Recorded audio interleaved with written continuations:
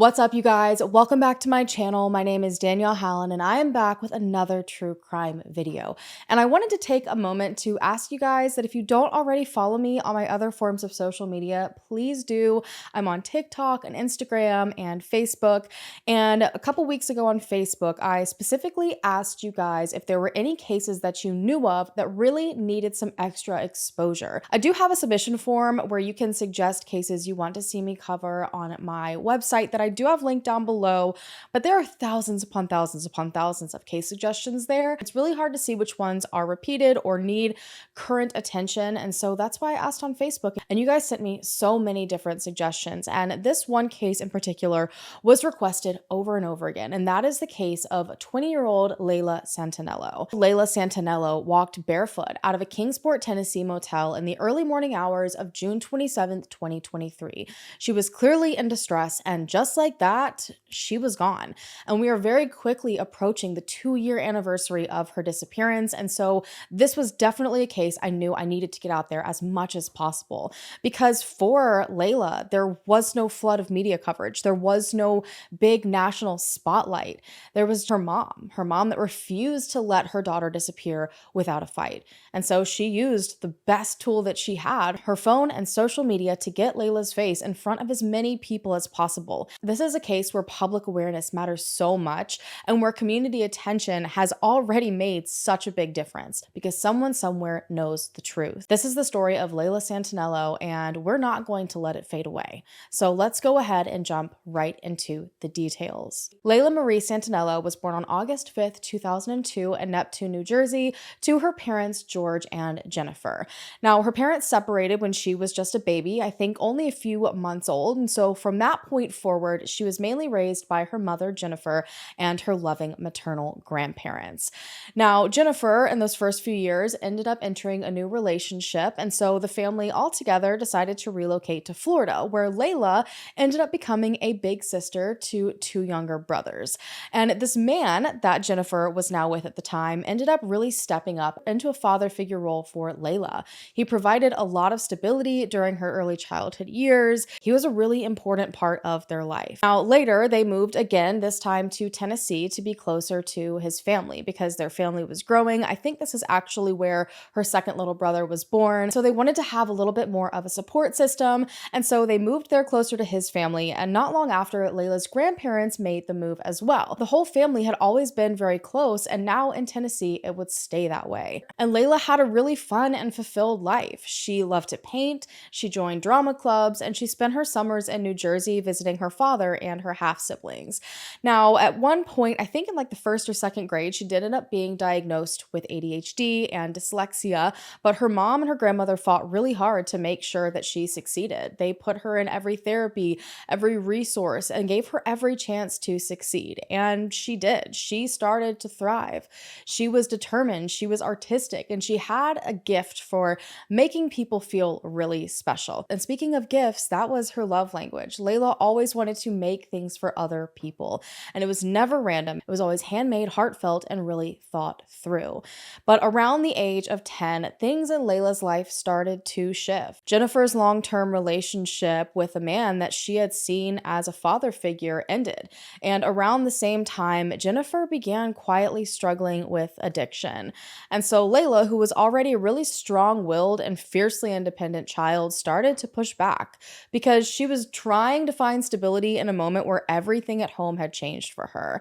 But even in that really difficult chapter where their lives were rapidly shifting, where everyone was butting heads, Jennifer and Layla held on tight to each other. Jennifer eventually pushed really hard to get clean, and things began to turn around. The road was not perfect, there were bumps, but they're human, we're all human, and thankfully they made it through to the other side. And very successfully, I might add. By the age of 17, and despite her initial educational challenges, Layla graduated from high school early, which was a huge accomplishment for her. She was ready to go. She was working, she was making her own decisions, and she was really proud of her independence.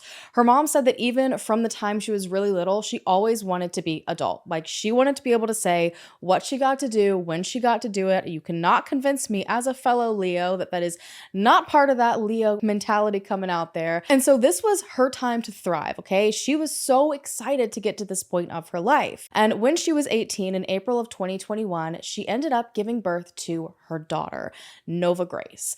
Now, from the beginning, Layla was a natural mother. I'm sure it comes as no surprise since she always wanted to be an adult, that one thing that she also looked forward to ever since she was little was having kids. She adored Nova, and she stepped into that role with so much determination and love, even though she knew it was not going to be easy. Nova's father wasn't going to be in the picture, and I think she knew that from pretty much the very beginning. But Layla was strong, and she was one to be very resourceful. She knew she could figure things out on her own, and she also leaned heavily on her mom for support. And it was all going beautifully at first. She went back to work as a cleaner at a local hotel. She was also picking up shifts, doing whatever she could to get extra money and build a life for her and Nova. If there was one thing it was fiercely determined. But in the months that followed, unfortunately, Jennifer started to notice changes. Layla started to seem a little bit anxious. She was distant. She and Nova had once been glued at the hip. Now, Layla sometimes avoided going home altogether. It was like she was really worried to bond with Nova, and it seemed to Jennifer that she was possibly dealing with postpartum depression or anxiety. And this hit me like a ton of bricks. I've very briefly spoken about my own experience with postpartum depression and anxiety, and this just hits on some other level for me because of that added aspect of Layla's childhood. Clearly, when you have a parent that's struggled with addiction, when you go through all these different huge changes like she did, it can feel very isolating. And I know that in my own personal experience, that did reflect in my postpartum depression and anxiety journey because I was so scared to bond with my kids. I was so scared that I was going to repeat the same things. It became this obsession, this fear, and I didn't want to hurt them. And I thought by getting close, I would hurt them. And while I can't say for sure, I feel like that's possibly some of what Layla was feeling. And that is a lot to deal with on top of being 18 and having a first baby and doing it all on your own. But then came another devastating blow. Layla's grandfather, the man who had helped raise her, had been sick for pretty much her entire pregnancy.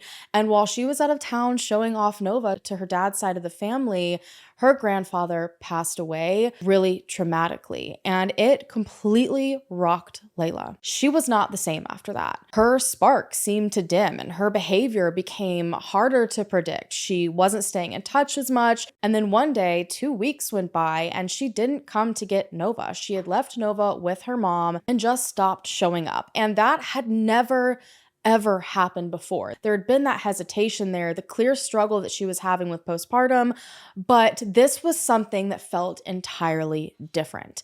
Now, eventually, Jennifer ended up learning that that entire 2 weeks she was MIA, Layla had actually been helping a man detox from heroin. A man named Michael Thompson, and apparently he was her new boyfriend. And all of this information was news that was alarming for Jennifer. Layla had always drawn a hard line when it came to hard drugs. She had seen what they could do to people that she loved. She could see the lasting effect. And so Layla was very clear to everyone in her life that she never wanted to go down that road, not just herself. She didn't even want the people surrounding her to be involved in it. I mean, she had stopped friendships, relationships, the whole nine in order to distance herself as far as possible from that kind of lifestyle. So for her to now be wrapped up with someone addicted to heroin, it felt like something had shifted in Layla. But Layla and Michael continued their relationship. Now, eventually, they ended up moving into a trailer that Layla's grandmother helped set up for them, and it felt like things were maybe leveling out. Layla had Nova, Michael was living with them, and for a while, they had their own space, their own routine. This was the kind of stability that usually Layla thrived off of, but by the following summer, things started to spiral out of control. Bills weren't being paid, even though they were both working. Layla was losing weight, her energy was different, her family could just feel that something was off. And her grandmother ended up having to step up to keep the trailer from being repossessed. But obviously taking on all those extra payments eventually got to be too much. And so she had no choice but to ask Layla and Michael to leave because for whatever reason, they just didn't seem to be wanting to pay. And I can only imagine that was such a difficult decision to make. If you've ever been in any sort of complicated family dynamic like that, where you're trying so hard to help someone, but they just won't help themselves, there just comes a point where everyone has to draw the line. And that is exactly what happened during this time frame. Everyone knew something was going on with Layla. They just couldn't quite figure out what. And so at this point, Layla, Michael, and Nova had nowhere to go. And so they decided to move into Michael's mom's house next, which was a really tight space. It already housed multiple people. Michael's brother was staying there too. And so at this point, Layla didn't want Nova there. So she ended up showing up to her mom Jennifer's house and said, "Please, will you keep her temporarily?" And Jennifer remembered that when Layla had originally moved out when she was 18, she had applied for housing assistance and was placed within just a few months. So she didn't believe it was going to be a very long arrangement. And Layla confirmed. She said it would just be until they found somewhere better. But Jennifer didn't really expect what was happening next. Layla just didn't visit, not even for Christmas. And at this point, Jennifer knew even more that something was wrong. She had been reaching out to people at this point to see what Layla was up to, if there was something happening that she just didn't know about, but she didn't know the reality of the situation until a little while later. Michael ended up being arrested on drug charges, and the two of them had been kicked out of Michael's home, and so now that they were homeless, they both came to stay in Jennifer's basement. And everything at this point became really horrifyingly clear. Their behavior was really off, their sleeping patterns were off, and Layla started coming upstairs with soot on her face. Jennifer kept finding foil laying around, and she found things that she believed indicated the two of them, or at least one of them, was using drugs. And eventually she ended up stumbling across that substance itself. And at this point, she was under the impression that they were using heroin. Jennifer approached Layla with compassion. She told Layla, "Look, I've lived that life myself. This is not what I want for you.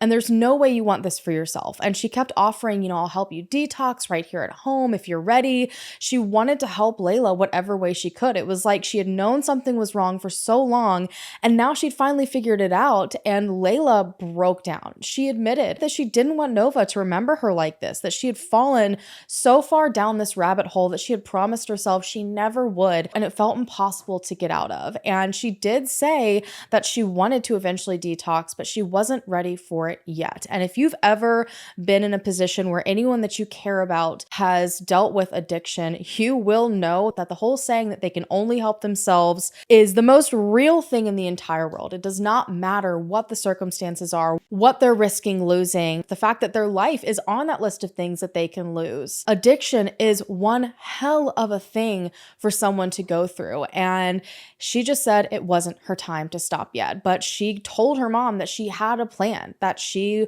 was eventually going to get into housing with Michael and they were going to take turns detoxing each other, and then everything would be better. And the drug that Jennifer believed was heroin was not heroin at all. It was actually pure fentanyl. Now, because there were other children in the house, Jennifer, just like her mom had to do, made a really hard decision. There was no way Layla could stay with them while she was still using, but her mom made it so clear to her that she wasn't shunned. It was not a situation like that. She was always welcome for food, for support, to just be close, but she couldn't actively be in the house using when there were several other children in the home. And so eventually, this left Layla and Michael back in his mother's home. And from there, things just continued to unravel. The living environment was so unhealthy. It was toxic. Layla was continuing to make decisions to stay in the middle of it, to continue using drugs. And her mom was so concerned about her level of judgment at this point. So she filed for temporary custody of Nova, and it ended up being granted just 2 weeks before Layla disappeared. She had hoped that by giving Layla this space to figure things out, knowing that Nova was safe, her daughter would find her footing again. But unfortunately, that opportunity never came, because weeks later, everything changed. And this brings us to Friday, June 23rd, 2023. Now, Layla was still living at Michael Thompson's mother's home in Kingsport, Tennessee. And again, it wasn't an ideal living situation. It was crowded, it was tense, and by all accounts, pretty unstable. According to Jennifer, Layla seemed to always be the scapegoat in the house. There was a lot of aggression, and at one point, she even allegedly showed up to her grandmother's house in the middle of the night after there had been an argument in Michael's home with his family, covered in bruises and bite marks. Now, I obviously cannot verify that. I didn't personally see it, but that's just a snippet of how they've explained life went in that house living with Michael's family. And something else awful happened on this night of June 23rd. Now, Jennifer later heard varying versions of the story, but what seems to be the most consistent story is that Michael got into an argument with someone else in the house that night. We don't really know who, but at some point, as it usually went, he turned all the attention over to Layla, throwing her under the bus, blaming her for whatever they were all arguing about. And obviously, things got heated from this point. Eventually, this verbal altercation turned into a physical one, and at this point, Layla snapped. She had enough. So she grabbed all of her things and she left. And at the time, from my understanding, Jennifer wasn't really aware that any of this had happened. And it actually wasn't until the following night of Saturday, June 24th, that she got the first sign that something might be wrong. Now, Jennifer was in her kitchen cooking dinner around 8 or 9 p.m. when all of a sudden she got a notification on her phone. And it was a Facebook message from Layla's account. But it wasn't Layla. It was Michael. Michael asked if Jennifer had any idea where Layla was, and more specifically, he asked if she was possibly in jail or maybe even in the hospital. So obviously, Jennifer was completely taken back. Now, I do want to note, because it was the first thing that popped into my head, I was like, why on earth is this guy messaging Jennifer from Layla's account? But according to Jennifer, this was not the first time this had happened.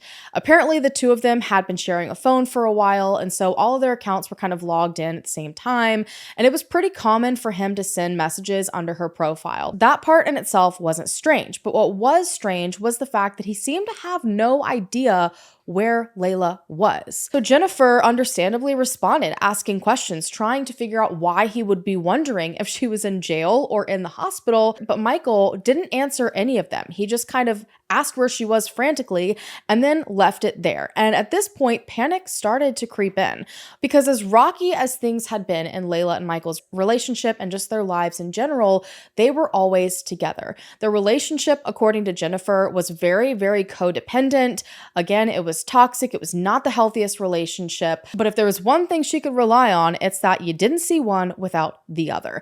And so if he didn't know where Layla was, it meant that something was really, really wrong. And at this point, they had no idea what that could be. Now, Jennifer and her niece, Layla's cousin, started calling hospitals and jails that night. And so far, they were not finding any sign of her. And so Layla's cousin also started reaching out to friends, because the two of them ran in the same friend circles. And so she was able to kind of call around and see if anyone had information. But they just continued to hit wall after wall. And by the end of the night, even though they were really kind of scared and frustrated, they both came to the conclusion that Michael and Layla, more than likely knowing their history, got into a fight and Layla left to get some space. She was probably with friends, just didn't want to be found yet. I don't think anyone wants to assume the absolute worst right away. So that is kind of what they settled on. There was no reason to panic. Layla was really resourceful. She was really independent. She was really good at taking care of herself. And the next morning, it seemed like their theory was true. At around 6 a.m. that Sunday morning, June 25th, Jennifer got another message from Layla's Facebook account. And this time, it seemed to really be Layla. It was clear she had seen those messages from Michael the day before.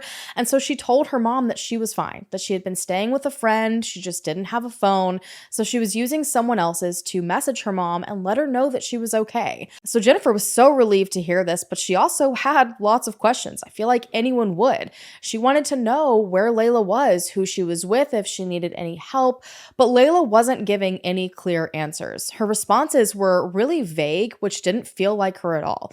And so at this point, Jennifer kind of felt like Layla was being careful on purpose, that she was cautiously choosing her words because Michael was likely reading everything.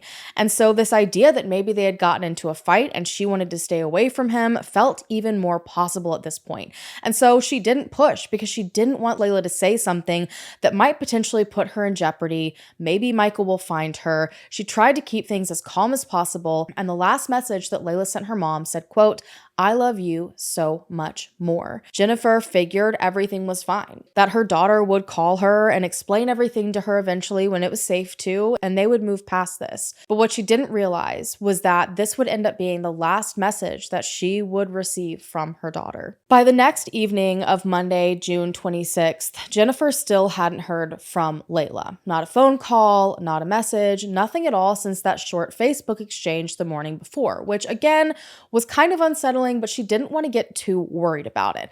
But Michael, on the other hand, was spiraling. He started sending a barrage of messages from Layla's account to Jennifer, talking about how dangerous the streets could be, how something awful might happen to Layla, and how they had to find her. I mean, it was just one message after another with these awful graphic things that were really disturbing to Jennifer. And to her, it didn't feel like concern. It felt manipulative, like he was trying to stir up panic, not just in her, but in everyone around them, hoping that someone would cave and give him information about where Layla was. And this was especially troubling because it follows a pattern that's seen way too often in toxic relationships. In situations where someone is trying to leave a controlling or an abusive partner, it is very common for that partner to then play the victim, to use fear and guilt or other people to try to track down the person who is trying to get away. It's not about worry, it's about control. And so Jennifer was concerned that maybe that's what was happening here. And he wasn't only reaching out to Jennifer, but he had also reached out to Layla's biological father all the way back in New Jersey. And because everyone wasn't sure what the situation was, everyone was very purposefully vague with him. And so when no one would give him answers, Michael escalated and posted publicly on Facebook that Layla was missing. And so at this point, Jennifer was stuck. She and Layla's father hopped on the phone to try and figure out what to do. No one could tell if Michael's concern was genuine or if this really was a manipulative tactic. What if Layla wasn't actually missing? What if she was just laying low and they involved the police? They were worried they'd make things worse. They were worried it might put her in danger. Jennifer also didn't want to blow up a situation that was already so fragile. She had just been granted custody of Nova. Her relationship with Layla had been strained because of this. And so she was scared that filing a report might feel like a betrayal, like something that could push Layla even further away. And that was the last thing that she wanted. On top of that, they also thought that they had to wait 48 hours to report her as missing, which is just a really big common misconception that so many different families fall victim to. There were all of these horrifying possibilities they were having to weigh and navigate through. And so they made a plan. If there was still no word from Layla by 8 a.m. the next morning, they were going to call the police. Jennifer tried really hard to hold on to hope because mornings seemed to be when Layla checked in the most. She knew that that was time that her mom would dedicate to her where they could catch up and figure things out. And so she told herself that when she woke up the next morning, Layla would message her, that she would call her, that everything would be fine. But the next morning, on the 27th, 8 a.m. came and went, and her phone stayed silent. And what she ended up finding out was that Layla's father decided that he couldn't wait any longer. Around 2 a.m. on the 27th, so just a few hours after the phone call he had with Jennifer, before the sun even rose, he decided to call Kingsport police and file a missing persons report. And he gave them Michael's address as the last known location that Layla would have been at least the last place she was known to have lived. And that's when the search officially began. Now, the police responded very, very quickly. They went to Michael's house right away. So they're knocking on his door at like 2, 3 in the morning. And he and all of his family were there, and reportedly, they were all very cooperative. Michael was clearly upset. He just wanted to find Layla, but she wasn't there. And at first, after I guess speaking to Michael and his family, investigators believed what Jennifer had feared, that maybe Layla had gone into hiding, that she was intentionally staying off the radar, trying to remove herself from this relationship with Michael. But that theory didn't hold up for long, because even though they had this idea, investigators continued searching for her. They began to piece things together. And one thing that became became clear almost immediately and that you don't ever typically see was that Layla technically wasn't even missing yet when her dad first reported her disappearance to the police. She actually technically went missing a few hours later. Now, authorities and Layla's family worked hard to piece together what happened in those days after she left Michael's house on the 23rd. And they were able to find that Layla had stayed with friends for a few nights. She attended a party. The messages that Jennifer received on the 25th, they were able to confirm those were legitimate, because I did have a big question. I'm like, how do we know those were from Layla? Could it have just been Michael pretending to be Layla? But they were able to verify their authenticity through digital tracing and witness confirmation. She had borrowed an iPad from a friend and used it that morning, so everything within that time frame was confirmed. But then came Monday, the 26th. Monday, June 26th was where they hit a wall. That was the first day where they weren't able to find out where Layla was. So that became the main focus of their investigation. And pretty quickly, investigators uncovered a crucial piece of information that changed the entire trajectory of the case. They discovered that Layla had gone to the Americourt Hotel in Kingsport. She was seen there with a man that she didn't know very well, I guess someone that had a long-term room at the motel, and little is known about who he was or how they met, but it was clear that Layla was in fact there, and this was confirmed through surveillance footage. And initially, this didn't raise a lot of concern because Layla was still in town. She often hung out with various acquaintances. None of this was necessarily out of the norm. It just kind of felt like they were chasing her around town, and eventually they were bound to actually find her, get eyes on her, and know that she was fine. However, when they went to interview witnesses at the motel, they found out information that made things far more alarming than they initially were thought to be. Layla left that motel room where she had been hanging out with that guy at some point during the night, the 26th into the 27th. And when she tried to get back, it seems like she wasn't sure where to go. Witnesses reported seeing her wandering around the hallways barefoot. She was knocking on random people's doors, trying to figure out where the room was that she was staying. And she was asking people for help, but the moment someone would offer it, she would immediately decline it and run off to the next door. She was obviously confused and disoriented and paranoid. She couldn't tell anyone what her room number was or even who she was supposed to be with. It was just this frantic running back and forth. And so hotel staff began to receive complaints from other guests at this hotel. And so they had no choice but to approach Layla and warn her that if she didn't stop knocking on people's doors in the middle of the night and behaving so erratically, they would have no choice but to call the police. Now, I'm unsure what her behavior was while she was speaking to the hotel staff. I've not seen it mentioned anywhere, but what I do know is that they never actually called the police. However, Layla didn't know that, and this seemed to push her further into an increased state of paranoia, because shortly after this, she was seen hiding in the laundry room of the motel, which from how it's been described is a room that's just surrounded in mirrors. So she was able to comfortably hide back there behind all the different washers and dryers and tables and look out into the parking lot. Maybe she was trying to wait and see if police were coming. Maybe she was waiting to see someone that she was with so she could safely get back to the room. But unfortunately, something happened that spooked her even further. Authorities ended up arriving to the motel for an entirely unrelated call. This was not involving Layla and her knocking on everyone's doors, completely different incident. But when she saw them, it's believed that she assumed they were there for her. And so immediately after they pulled into the parking lot,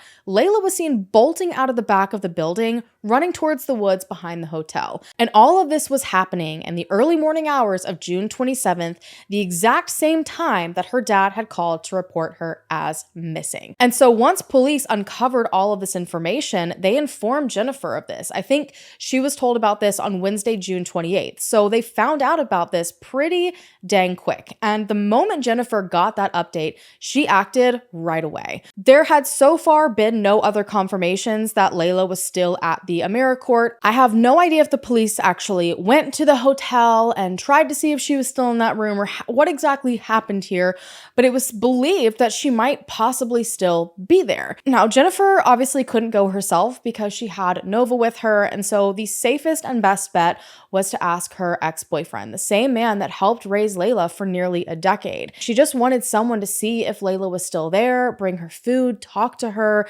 make sure that she was okay. But when he arrived arrived at the hotel and knocked on the room where Layla was believed to have stayed, there was no answer and no sign of Layla. And then as he was sitting in his car, watching the door, trying to keep an eye out for her, he saw Michael. Michael was kind of pacing around the property with two other men seemingly like popped out of the shadows. It looked like they had been, I guess, scoping out the place, doing a stakeout. And Michael approached Jennifer's ex and said that he too had tracked Layla to the Americourt, and he had spent the past few hours knocking on that door that he thought she was behind and had gotten no answer. And he even claimed that he had called the police to try to get them to break the door down, but they had refused to do it. And so in an effort to get information as soon as possible, they all decided to band together in their search efforts. They headed out canvassing the area, talking to people nearby, asking hotel staff and passerbys if they saw anything. And this is when they started learning more crucial details about the timeline of Layla's movements even further. Layla running from the Americourt in the early morning hours of the 27th wasn't actually the last time that she had been seen. So Michael ended up finding out that just a few hours later at 6:15 a.m. on the 27th, employees at a warehouse that's located directly behind the hotel spotted her emerging from the woods. And she was still barefoot, still wearing a white tank top and black leggings, the same thing that she had on in surveillance when police checked.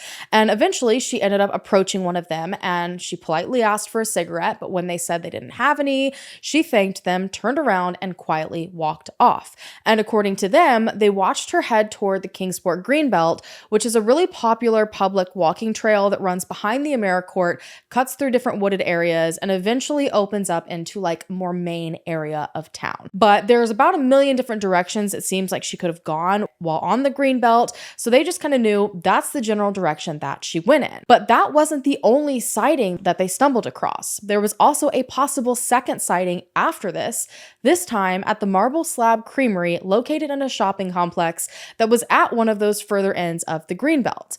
So apparently a young woman that looked exactly like Layla, down to the same outfit, even barefoot, walked into the Marble Slab Creamery distressed sometime around noon on June 27th. The timeline lined up perfectly with the direction that she had been walking. The employee claimed that someone that looked like Layla came into the creamery, and she was obviously very upset. She said that she had gotten into a fight with her boyfriend and just needed to rest for a bit. So again, everything's lining up. And so they gave her something to eat. They let her sit at one of the tables inside to calm down, gave her some water, and also let her use either their personal phone or the store phone to make a call. And before she left, she reportedly said that she was planning to walk to a nearby Five Below to buy herself a pair of shoes.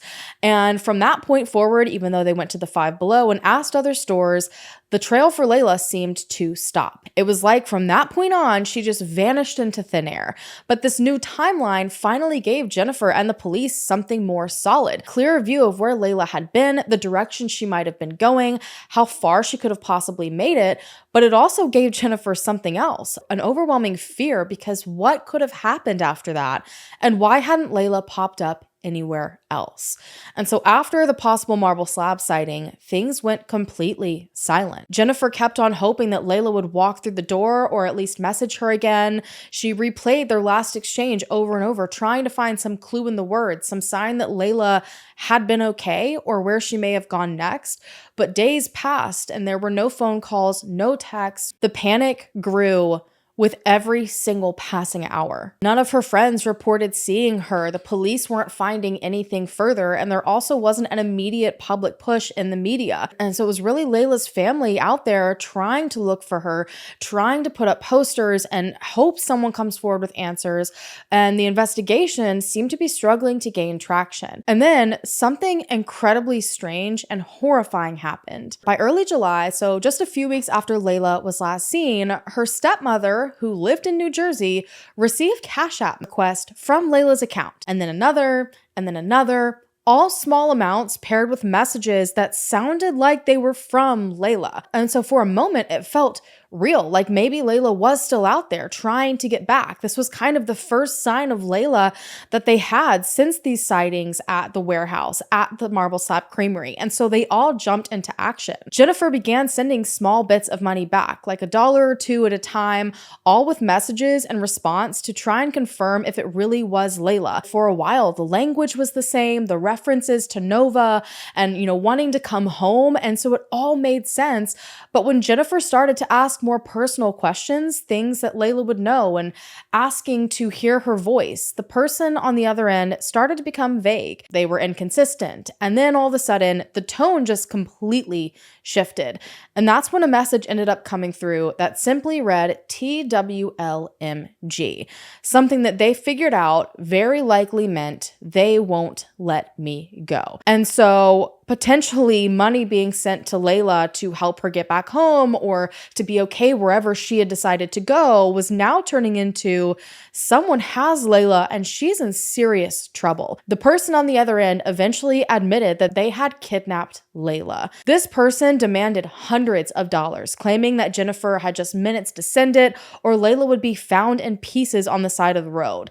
And these messages continued growing more threatening and graphic, each one asking for more money. And at first it was like $100 and then it was $500. Eventually they were asking for $2,000 in exchange for Layla's life. And whoever was sending them seemed to know exactly how to get inside Jennifer's head. These threats weren't generic. They were pointed. They were emotional, cruel, and they played on Jennifer's fears as a mother. And they weren't the only ones getting things like this either. According to reports that I've seen, I guess there were potentially other friends and family members receiving the same kinds of requests. And so at this point, Layla's family reached out to Michael to see if maybe he had been receiving some of the same messages or if Layla had tried to reach him in any sort of way. But he said he hadn't received anything. But he did offer to send money himself to whoever these people were in case it might help uncover more information. And so at this point, everyone was so confused and hurt and scared. They were torn between hope and fear because they didn't know if this was a scam, if it was someone that knew Layla, or if she really was alive and well and just seriously needed help. And so obviously police were notified right away. And at first, these requests were dismissed by police as being likely fake. And I can see where they were coming from with this. I kind of don't understand why they didn't look into them just in case. But unfortunately, things like this do happen all of the time to families, all of the time. Cruel pranks that are played by strangers or scammers looking for money.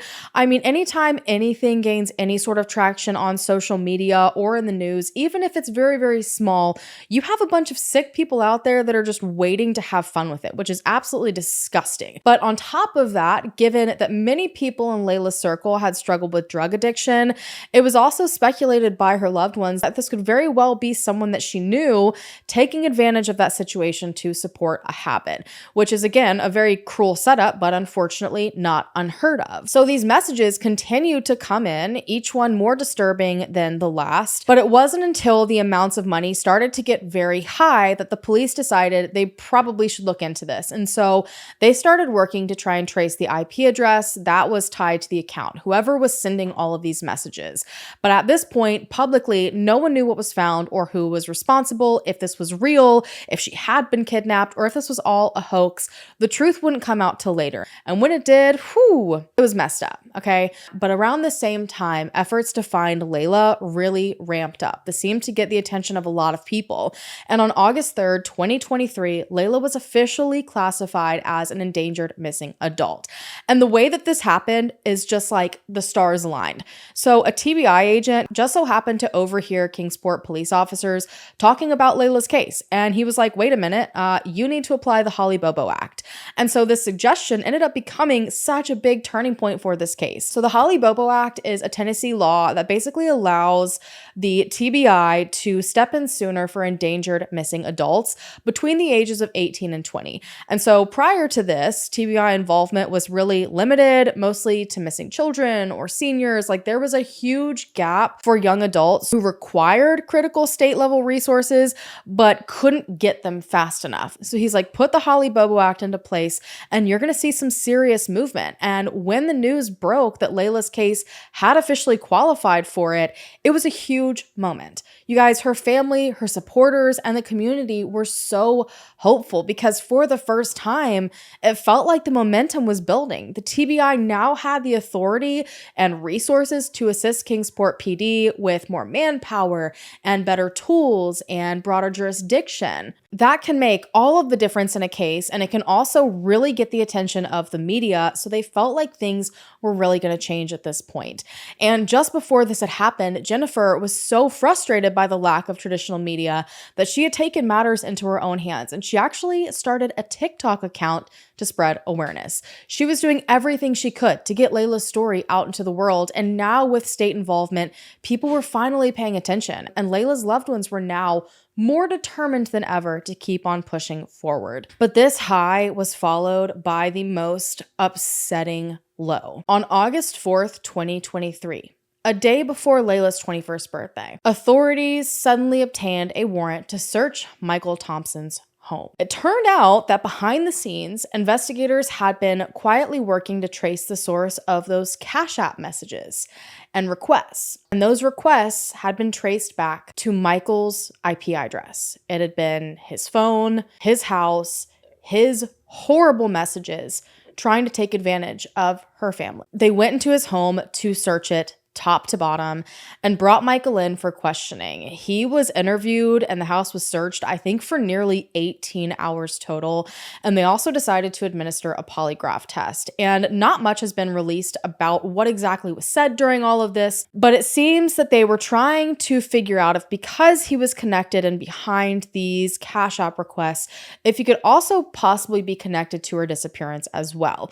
Now, I do know that the results of the polygraph tests were inconclusive. And according to Jennifer, she was told it was likely due to drug use that they had that kind of result. And ultimately, Michael was arrested and charged with extortion and identity theft. But they hadn't connected him or charged him with anything related to Layla's direct disappearance. For Jennifer and the rest of Layla's family, this was devastating. And I don't even think that begins to cover how they probably all felt, because Michael wasn't some stranger. He had been someone that they had considered family, someone that they had helped and supported and trusted, and to know that he had taken advantage of a terrifying situation, one that revolved around someone that he claimed to love just to try and get money, it shattered their hearts into pieces. Like, this was already such an awful situation to be going through. And they had been put through so much more by these requests. These requests gave them hope that maybe Layla was still out there. It also made them confront the horrifying possibility that someone had taken her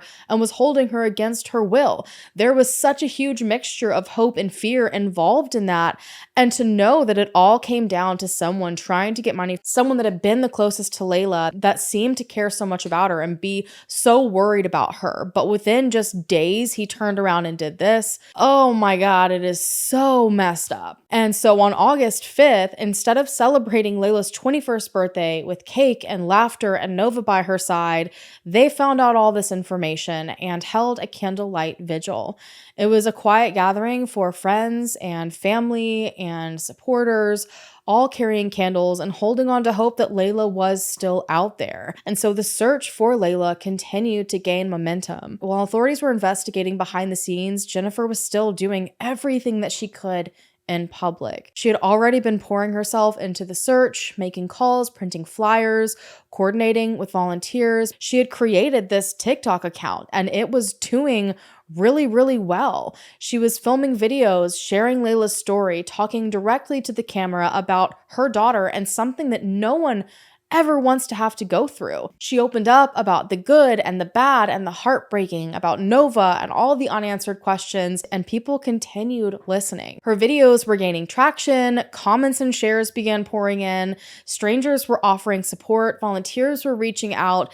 The TikTok community gave the case the exposure that it had so desperately needed, and it gave Jennifer a platform to demand answers. I mean, she had this whole army rallying behind her, and I don't think I could ever express to you guys how much of a difference that can make to these families going through the unthinkable. I feel like so many people are so quick to laugh at the power of social media and to laugh at the connection that it can give and the opportunities that it can offer. But families just like this, things just like this are the entire reason why I even started my channel. Because there are so many families out there who have gotten to a point where the only option they felt they had left was to go to strangers on the internet and hope that someone cared enough to share and to like and to support them. And I am so thankful that that is exactly what Jennifer ended up finding when she took to TikTok. By August 7th, authorities provided Layla's family with an update. Authorities told Jennifer and her family that they believed that Layla spent that entire night of June 26th into the 27th in the woods behind the Americourt Hotel. So when she ran off fleeing from police, they don't think she probably came out again until she was seen by those workers in the early morning hours. And I've also seen that there's possibly a large homeless population in that area. So it's very likely someone gave her a safe place to sit or sleep for a few hours. But just knowing that she had likely been wandering the area all night, disoriented, scared, and alone, her family so strongly believes that she was running from something. Again, it's just so hard to know if it is from someone who had intentions of causing her harm or if it was just from a situation she thought was for her with these police, or if she was just using, and this increased the level of paranoia. Now, up to this point, only a handful of really small searches had been done around the Americourt Hotel, along the Kingsport Greenbelt, and through parts of the Eaststone Commons Shopping Center, which is the shopping center where the ice cream shop was located. But there hadn't yet been any large scale effort, nothing that at least matched the urgency and scale that Layla's family felt was absolutely needed to find her. But all of that changed on August 15th when a multi-agency search was launched, and it was a big one, you guys. It involved 11 different agencies, everything from fire departments to search and rescues, local law enforcement. There were over 100 first responders that participated. They used canine units and drones and FLIR heat sensing technology. And they searched anywhere near the Eaststone Commons Shopping Center that Layla could have vanished or been taken. In total, they covered over 320 acres that day, which is such a huge piece of land. And they even said before they started, they didn't necessarily know exactly what they were looking for. It wasn't a specific search to look for a phone or a shoe or something they thought would be there. They just wanted to find any sign of her at all because there had been all these sightings of Layla, and then all of a sudden it all stopped. And unfortunately, about midday, they made the announcement that despite all of this searching, nothing at all ended up being found. By September 20th, Jennifer offered a $2,000 reward for any information at all. They hoped that maybe money would be a good incentive for people to come forward.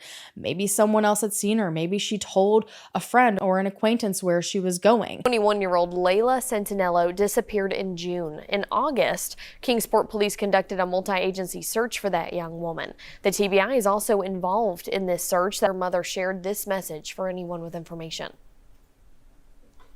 I want to remind that person that Layla has a little girl. And whatever might have happened, that little girl is going to need to know someday. And then on October 5th, the Tennessee Bureau of Investigation issued an endangered young adult alert for Layla at the request of Kingsport PD. And the hope behind this was that it would send this alert out and renew public attention to get people talking about it again. But around that same time, late October, something happened that shocked the entire community. Another young woman named Hallan snapped missing in the same exact area. Hallan was last in contact with her family on October 5th. I think the last confirmed sighting of her was October 15th, and she was reported as missing on October 22nd. And immediately, a connection here was made because Layla and Hallan were around the same age, they had a similar build, and Hallan disappeared just 2.5 miles away from where Layla was last seen. And so the similarities weren't anything huge, but they were also impossible to ignore. Both women knew some of the same people. people, and now both of them were gone under mysterious circumstances. At this point, to a lot of people, it didn't feel like a tragic coincidence. Some people felt like it was a pattern. People that had been watching Layla's story unfold now were watching in complete and utter fear because they were worried that something larger was happening in Kingsport. Were young women being targeted? I mean, theories of trafficking were swirling and anxiety was swirling. The mystery around Layla deepened, and now, they've got even more questions and yet another missing person. So everyone was so unsettled. And a lot of people still strongly believe that these two cases are somehow related, but police have come forward and made it clear that so far they have found no evidence of that. There is nothing officially linking the two cases, and the last that I heard Layla's mother speak publicly a few months ago, she doesn't seem to necessarily believe the cases are related either. But regardless, what this did do was bring two families both living the exact same nightmare together. Layla and Hallan's families started supporting each other. They were attending vigils together, organizing walks, and leaning on one another during searches. In the face of uncertainty, they found strength in community and each other. And again, that is something that is absolutely priceless in these horrific situations. And that sense of unity and shared purpose also really helped to spark even more local support. On November 11th, volunteers came together for another major search effort for Layla. They canvassed around the East Stone Commons Shopping Center again, and a vigil was held afterwards. It was really emotional and exhausting, but it was also incredibly powerful because even without answers, it was so obvious that no one was ready to give up. People were going to keep fighting for Layla, keep fighting for Hallan, and those numbers were going to continue growing, and they still are. The families of two missing Kingsport women gathered in Kingsport for a march with the goal of spreading more awareness about their disappearances. The march was held at J. Fred Johnson Park on Thursday. We are on a mission to make sure every local person knows our daughter's faces. 21-year-old Layla Santanello was last seen in Kingsport on June 27th. 4 months later, 19-year-old Hallan Snaff was last seen in Kingsport on October 15th. Every time we do anything like this, I'm like, please, Lord, let there be one little droplet of information that will lead us to them. Both families working to spread the word about their daughter's disappearances and to encourage anyone who may have any information on their whereabouts to come forward. It's been 5 months since my daughter disappeared, and I still run into people in town that had no idea that it ever even happened. If you don't have enough eyes looking for her in your town, you're not getting very far. It was amazing how many people were like, what? 2 girls are missing from Kingsport? Like they had no idea. So that's why this couldn't have come at a better time. We appreciate Trevor organizing it, and it's been great to be able to do this to hopefully get the word out even more. Trevor Lee, a community advocate working with both families to organize the march. This happens in our community. If I went missing, I would hope people would rally together, and I want to do the same for them and their families. With no new leads in either case, both families are holding out hope someone knows something. If they see them or know any little thing, that they will let us know, hopefully, and just to get awareness out that they are missing. But at this point, I can't even begin to imagine what Layla's family was going through because they were now approaching the first holiday season. They celebrated Christmas without her. They entered a new year without her. And when I tell you, her mom's TikTok at this time absolutely broke me. I am so very not okay. Christmas was hectic and chaotic and beautiful because my family was here and BJ's family was here and the kids had a great time. And I hosted, so I had to do all the things, and it kept me from being completely bummed out. It kept me from being able to think about what was really going on. The after Christmas hangover, however, has been brutal. I cannot believe that I just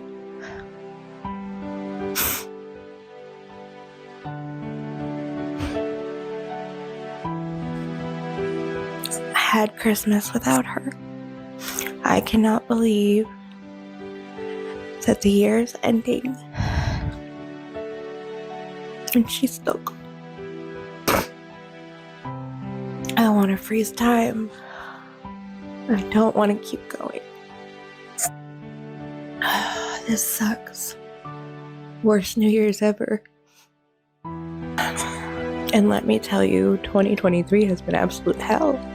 So you would think, new year, fresh start.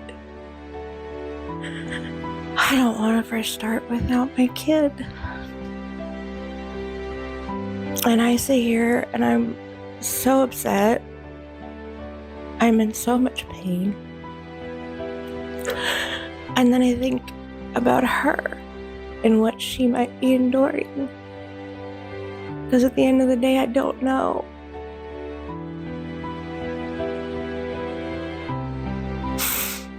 She could be in someone's basement being tortured for all I know.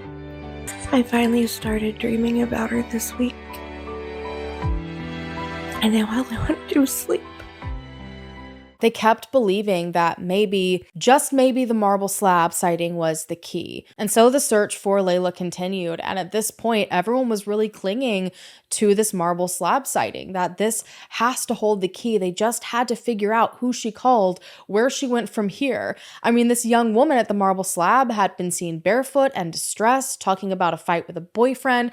Everything lined up so perfectly, and it was giving them something to hold on to. But early into the new year of 2024, that hope ended up being shattered, because in February 2024, police ended up publicly confirming what they had quietly known for some time at this point. The person that was seen at the marble slab creamery wasn't Layla. The sighting that they had been reporting for months, that the searches, volunteers, and everything else had been based off of, it had never been her. Imagine for months looking in the wrong place, believing something, and it's just not true. All of it turned out to be an incredible coincidence. Now, as I said, there had been a call made by this girl believed to be Layla at the time to someone while she was sitting in the ice cream shop. And so authorities used that call to try to narrow things down. Who did she call? Like I just said. But it ended up just kind of causing more confusion, because they called this number back and this person on the other end of the line was like, who the heck is Layla? Like, I don't know what you're talking about. So they were left to figure out, is this person lying? Is this a mistaken sighting? And so eventually, when they kept chipping away at the details, they were able to find that it was another woman, and they were able to interview her directly. They were able to confirm through more phone records, and I think through video surveillance. That detail's been a little iffy across the different sources, but she said it was her. She said that she had been fleeing a domestic violence situation that same day. She had been the one at the marble slab creamery. It had never been Layla. But it just gets more heartbreaking, because the police had privately informed Jennifer about the mistaken identity about 3 or 4 months into the investigation. And so I'm sure hearing that just at all was a lot, but they also asked her at that point to continue telling people that the marble slab was the last place Layla had been seen. The strategy was intended to give authorities an investigative advantage. According to what Jennifer has said, they hoped that someone might be kind of lulled into a false sense of security and let something slip if they thought authorities and families and searchers were all looking in the wrong location. And Jennifer ended up agreeing to go along with this because all she wanted was the truth, and she was trusting that this was going to get them answers. But carrying that knowledge and watching people search an area that she knew might not matter anymore, I can only imagine was unbearable. And ultimately, when that tactic did not yield any results for anyone, I think authorities realized that they had to tell the public the truth. People could not keep searching an area she was never actually at. They can't keep reporting that she was last seen somewhere that she never actually went to. And when the public finally learned that the marble slab sighting wasn't real, it felt like the air had just been sucked out of the room. A timeline that they'd relied on suddenly fell apart. So now Layla had walked off from this warehouse toward the Greenbelt into the woods, and from there, no one has any clue where she went. Jennifer kept on going. She kept posting, kept searching, kept organizing, because even though some of those last known details had now been stripped away, the need to find Layla had not changed. And it was around this time that police told her something else. Police said that they now had significant information regarding Layla's case. Now, they didn't say what, they didn't name anyone. This has never been spoken about again. It was just kind of brought forward saying, hey, we've got significant information. And while I'm sure that's very frustrating for Layla's family, at the same time, I so appreciate that they even shared anything, because how many cases have I covered lately where authorities will not tell families a single thing? And so to at least know that Layla's case was moving in a specific direction, that it wasn't cold, they were still working on it every day, everyone just crossed their fingers and hoped that eventually there would be more answers. Also, because this case had started to get a lot more public interest because of the TikTok that was happening, because there was starting to be coverage on a couple of true crime podcasts and YouTube channels, police also released a frequently asked questions sheet to the public to confirm details of the case, which I honestly really appreciate that they did this, and I wish everyone would do this. I really genuinely do. They announced that there had been over 30 search warrants served in the case. At least 25 subpoenas have been issued. Again, there were 6 separate ground searches done using all of those different things like drones and canines and FLIRs that I mentioned before. They had multiple interviews that had been done, digital forensics efforts. Again, they still had an ongoing partnership with the TBI under the Holly Bobo Act. And due to speculation, they confirmed yet again that there still remained no evidence leaking Michael Thompson to Layla's disappearance. They were approaching June 27th, 2024, and Layla was still missing. It's a year now, so I feel like things have been slowing down a little bit. I mean, I know they're still working on the case, it's still open, but it's been a year and no answers. Layla's mom tells me the community support she's received is a big motivator. Tell me that they're constantly just driving around town looking and putting up flyers and getting the word out. Would you say that you still hold out hope that Layla will someday come home? Every day. I have to hold on to hope that she's out there somewhere. They look forward to the day where they can make up for lost time. I would probably squeeze her and hold her and hug her, and probably wouldn't be much to say, but emotions. I love you. I miss you so much. I just want you to come back. But as the seasons changed, the search for Layla faced more obstacles.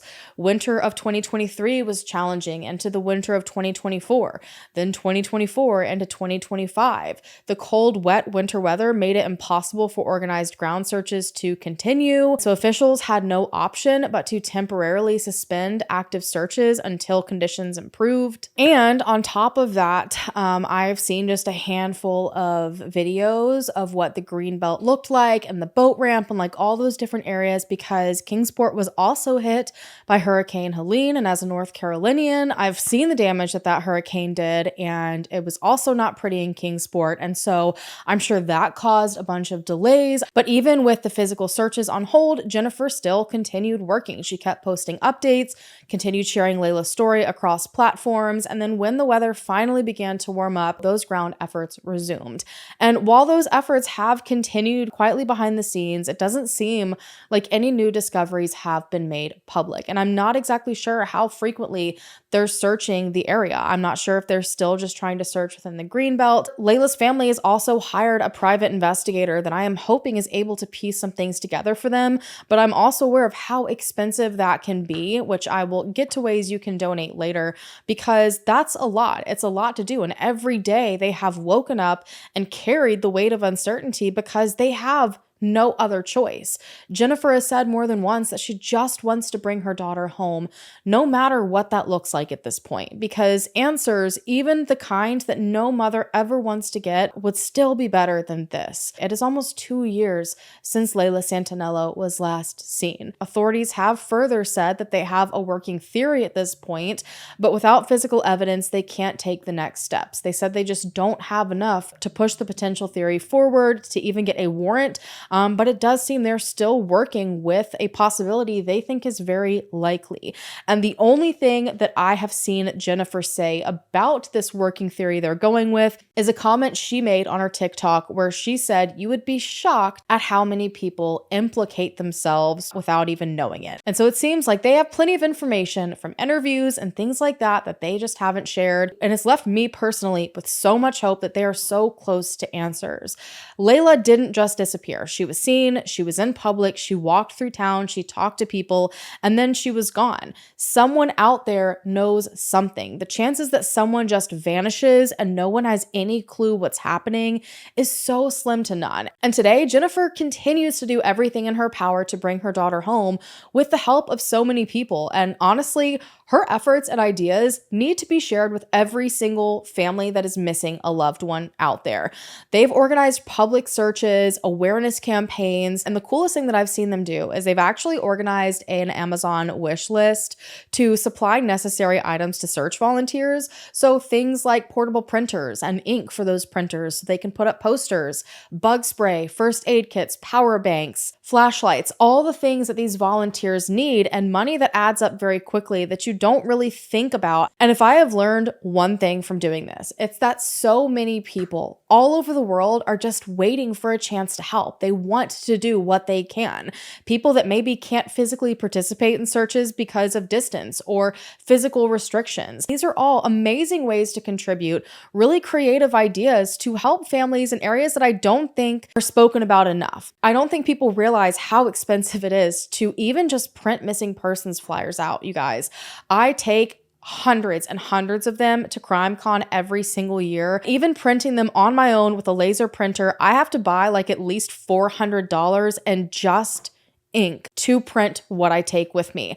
And imagine a family that's already going through so much. No family should have to worry about that money on top of everything else during one of the most horrific experiences of their lives. So I thought it was so awesome to see that Amazon wish list set up.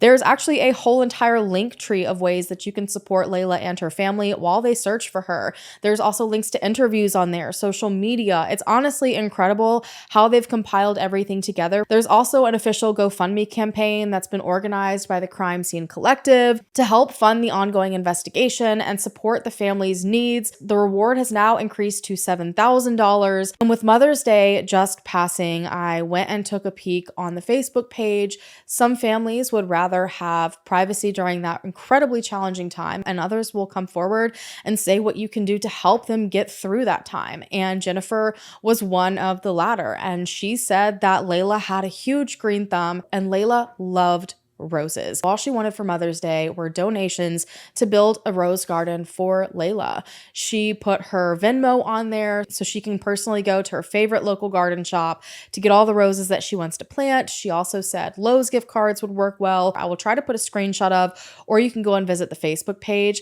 but that would give her a place for her and Nova to feel close to Layla, something to remind them of her beauty and her life and her love. I thought that was such a beautiful way to honor Layla and to also give something back to Jennifer. Obviously, it's very helpful getting things like the printer ink and the bug spray and the donations toward the reward, but to actually have something she can physically touch and see and be with that represented something more than just her daughter being missing. I thought that was an incredible idea. And if you can't donate with your time, experience, expertise, or monetarily, don't underestimate the power of just sharing Layla's story. That's how this case gained traction in the first place, because a mother refused to be silent and a community chose to listen. So I hope people know just how powerful their views and their shares and their likes really are.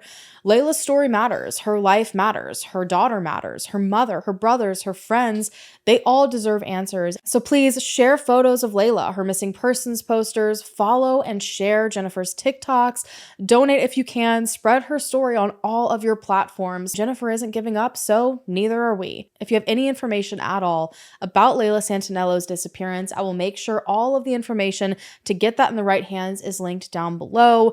Please don't hesitate, you guys. Just one small tip can make all of the difference. Her little girl is now 4 years old and she's growing up without her mother, and she's started asking questions, and the older she gets, the more questions she's going to have, and she deserves all of the answers to them. On that note, I'm going to go ahead and go, you guys. Thank you so much for taking the time out of your day to listen to Layla's story. If you haven't already, go ahead and hit the subscribe button down below to become a part of the Hallan fam so we can hopefully bring them home together or bring them justice together. And I will see you guys in my next video. Bye.